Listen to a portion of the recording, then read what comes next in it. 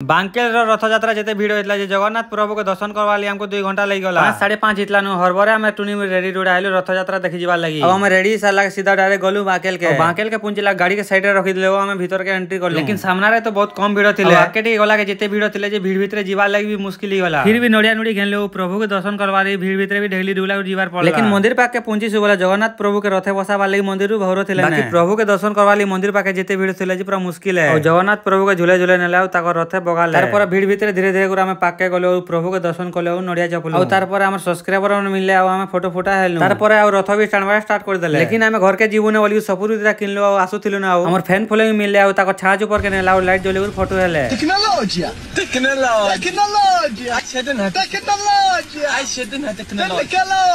लेकिन जेन ठेला के भी किछि खावा ले गले सब ठेला रे भिड़ एखन थिले बेले अंदर बहुत हेतिला ना बोले किछि भी नहीं खेउ घर के पले आलु लेकिन बांकेल के जेन जेन मने भी रथ देखि केंदा लागे टिके कमेंट करो हमर वीडियो जदी भल लागले शेयर कर देबो।